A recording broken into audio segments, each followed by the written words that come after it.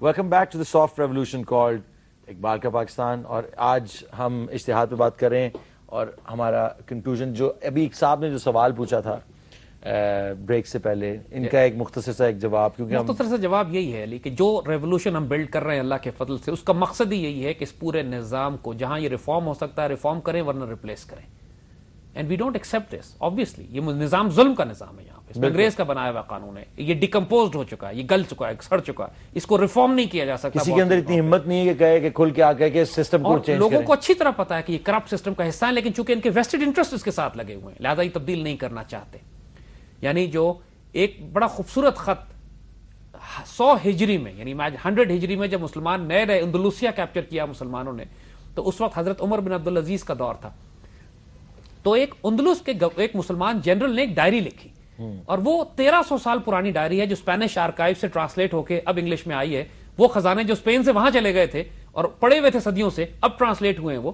تو اس ڈائری میں اس مسلمان جنرل نے حضرت عمر بن عبدالعزیز کو لکھا ہے یہ بات کہ, اور اس وقت وہ پریڈکٹ کر رہا ہے, یعنی امیجن کریں کہ مسلمان نئے نئے اسپین میں گئے اور وہ جنرل لکھ رہا ہے کہ ہم اسپین میں اب رہیں گے, we are going to stay in Spain, اس لیے کہ جو مقامی آبادی ہے وہ ہم سے بہت پیار کرتی ہے, محبت کرتی ہے, لیکن جو یہاں کی ایلیٹ کلاس ہے وہ ہم سے اس لیے ناراض ہے کہ ان کو اپنے غلاموں کے ساتھ اب مساوات اور برابری پسند نہیں آتی. وہ جو کلاس سٹرکچر انہوں نے بنایا ہوا تھا کہ بیرنز ایک ہیں اور ارلز ایک طرف ہیں اور نواب ایک طرف ہیں اور پریویلیج کلاس ایک طرف ہے اور وی آئی پی کلچر ایک طرف ہے, جب مسلمان گئے تو مسلمانوں نے سب کو برابر کر دیا. ایک مسجد میں بھی تم ایک لائن میں کھڑے ہوگے, کھانا بھی تم ایک ساتھ کھاؤ گے, عید کی نمازیں بھی تم ایک ساتھ پڑھو گے, اور تمہارے ساتھ قانون تم پر لاگو ہوگا. تم جرم کرو گے تو تمہاری بھی سزا وہی ہے جو ایک غریب مسکین آدمی کی ہے. تو ان امیر کلاس کو اسلام کا آنا پسند نہیں آیا, بالکل, یہ ان کے ویسٹڈ انٹرسٹ تھے. ایگزیکٹلی یہی دور ہمیشہ ہوتا ہے. جو امیر ویسٹڈ کلاس ہوتی ہے, جس کا ویسٹڈ انٹرسٹ ہوتا ہے, جو رول کرتی ہے, جو ظلم کرتی ہے, وہ تو بھٹکے گی, اس کو تو تکلیف ہونی ہے.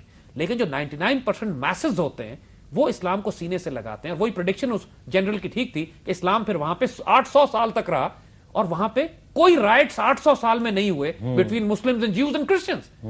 ایسا کوئی سوشل جسٹس کا نظام دنیا میں کوئی مثال دے سکتا ہے یار؟ سو اقبال یہاں پر کہتے ہیں کہ میں نے زندگی کے نبض پہچاننے والے سے سنا ہے کہ تمہارے اختلافات, جو فرقہ پرستی تم کرتے ہو, جو فرقوں میں تم تقسیم ہو گئے ہو, زندگی کے لیے کینچی کی طرح ہے.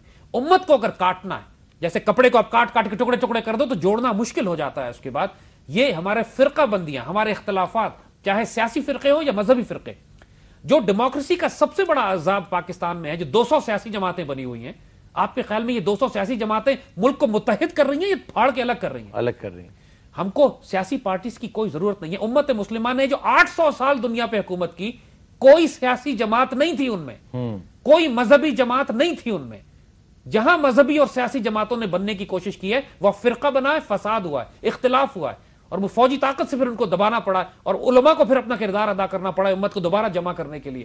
بار بار پرابلم ہر معاشرے میں آتی ہے, مسلمان معاشرے میں بھی آئی تھی اس وقت بھی, لیکن اس معاشرے کی مورل اسپرچل گراؤنڈنگ اتنی مضبوط تھی, علماء اتنے ہائی کردار کے تھے, اعلیٰ کردار کے تھے کہ وہ معاشرے کو جمع کر لیتے تھے. آج زوال اور انحطاط کے دور میں جب اس لیول کے احمد بن حنبل, مالک, شافعی, ابو حنیفہ کے لیول کے علماء کیوں نہیں نظر آتے آپ کو؟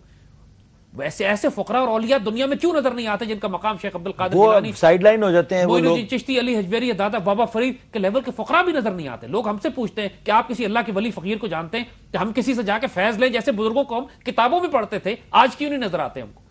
ہیں ایسے اللہ کے بندے جیسے آپ نے کہا, لیکن وہ سائیڈ لائن ہو گئے, وہ کناروں میں چلے گئے, اس لیے کہ زمانے میں کوئی ان کی بات سننے والا نہیں ہے, اس لیے کہ کوئی ان کی عزت نہیں کر رہا, اس لیے کہ لوگ اس وقت اتنی گمراہی اور بھٹکے ہوئے ہیں اور طاقت میں لوگ اتنے مست ہوئے ہیں کہ کوئی اس وقت سچ بات سننا نہیں چاہتا. جو اذان دیتا ہے اس کو آپ کی طرح دھمکیاں دیتے ہیں کہ تم کو چپ کرا دیا جائے گا. سو تھنگ از کہ اقبال پھر کہتے ہیں کہ مسلمان ایک قانون کی وجہ سے زندہ ہیں اور ملت کا وجود قرآن کی وجہ سے ہے. ہم سب خاک ہیں اور قرآن دل آگاہ ہے. قرآن ہے جو راز جانتا ہے, اس کو مضبوطی سے تھام لو کہ اللہ کی رسی یہی ہے. اے ملت, موتیوں کی طرح تم ایک دھاگے سے پروئے ہوئے ہو, اگر یہ دھاگا ٹوٹ گیا تو تم ایک تسبیح کی طرح, تسبیح کے ٹوٹے ہوئے دانوں کی طرح بکھر جاؤ گے. This is precisely what is happening with this امت اینڈ ملت ٹوڈے, کہ ہم نے قرآن کو چھوڑ دیا ہے, ہمارے علماء نے لیڈ رول پلے کرنا بند کر دیا ہے, عام علماء نے, ہر شخص نے اجتہاد کرنا شروع کر دیا جس نے امت کو تقسیم کیا ہے, اور امت کو یہ بکھیر رہے ہیں. ہم نے اب ریورس کرنا ہے, امت کو جوڑ کر ایک مرکز پر لے کر آنا ہے, قرآن پہ, حضور صلی اللہ علیہ وسلم کی سنت پہ اور خلافت راشدہ پہ. انشاءاللہ تعالی یہ جو خواب ہے اور یہ پوری امت کا امت کے لیے یہ پوری امت کا خواب ہے اور امت کے لیے، اور یہ خواب انشاءاللہ تعالی پورا ہوگا.